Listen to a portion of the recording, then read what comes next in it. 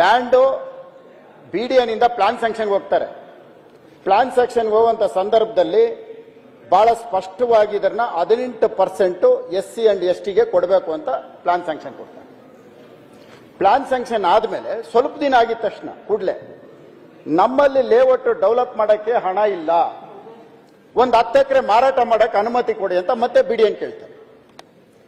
BDAನಲ್ಲಿ ಏನ್ ಮಾಡ್ತಾರೆ, ಮತ್ತೆ 10 ಎಕರೆ ಸೇಲ್ಗೆ ಏನೋ ಮಾಡ್ಕೊಳ್ತಾರೆ.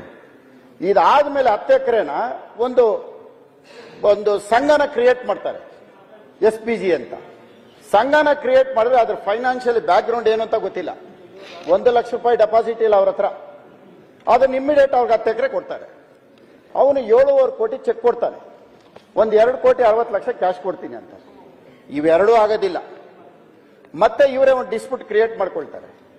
ಆಮೇಲೆ ಮತ್ತೆ 2-3 ವರ್ಷ ಆದ್ಮೇಲೆ ಮತ್ತೆ ದುಡ್ಡು ಕೊಡ್ತೀನಿ ಅಂತ ಹೇಳ್ತಾರೆ. ಮತ್ತೆ ಆಮೇಲೆ ದುಡ್ಡು ಕೊಡ್ತಾರೆ. ದುಡ್ಡು ಕೊಟ್ಟ ಮೇಲೆ 10,60,00,000 ಇವ್ರಿಗೆ ಡಾಕ್ಯುಮೆಂಟ್ಸ್ ಮಾಡಿಕೊಟ್ಬಿಡ್ತಾರೆ.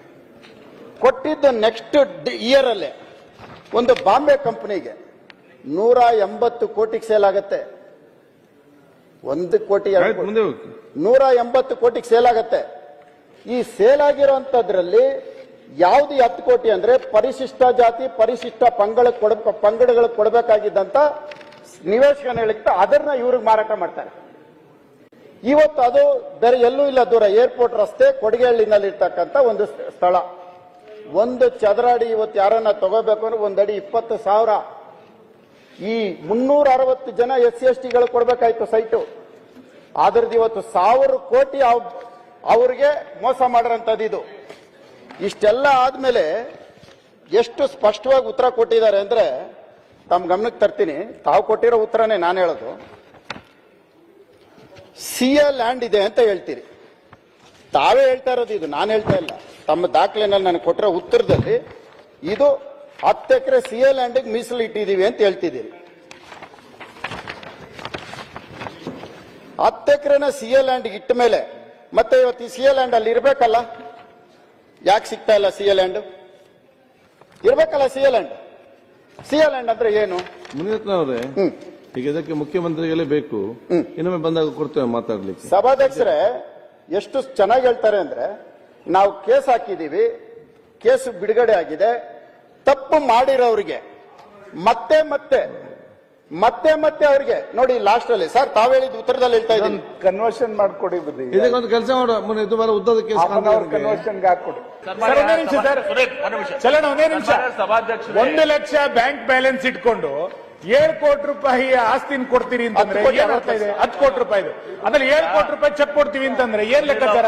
1 ಲಕ್ಷ ರೂಪಾಯಿ ಬ್ಯಾಂಕ್ ಬ್ಯಾಲೆನ್ಸ್ ಇಟ್ಕೊಂಡು ಎನ್ಕ್ವೈರಿ ಮಾಡಿ ರಿಪೋರ್ಟ್ ಬರೋಂತದ್ದು ಏನಿದೆ ಮುಂದಕ್ಕೆ ಅದನ್ನ ಈಗಲೇ ಕೊಟ್ಟಿದ್ದಾರೆ. ಆಯ್ತು, ಅದನ್ನ ನಾನು ಹೇಳ್ತೇನಲ್ಲ. ಅಲ್ಲ ಸ್ಪಷ್ಟವಾಗಿ ಕೊಟ್ಟಿದ್ದಾರೆ. ಅದನ್ನ ತಾವು ಕಮಿಟಿ ಮಾಡಿ ಏನ್ ಎನ್ಕ್ವೈರಿ ಮಾಡ್ತೀನಿ ಅಂತ ಆಲ್ರೆಡಿ ತಾವು ಕೊಟ್ಟಿದ್ದೀರಿ. ಏನ್ ಕೊಟ್ಟಿದ್ದೀರಿ ಏನಾಗ್ತಾ ಇದೆ ಅಂತ ಗಮನಕ್ಕೆ ತರ್ತೀನಿ. ಮುಂದುವರೆದು ಆದ್ಮೇಲೆ ತಾವು ಏನ್ ಕೊಟ್ಟಿದ್ದೀರಿ ಅಂತ ಮಾತ್ರ ಹೇಳ್ಬಿಡ್ತೀನಿ.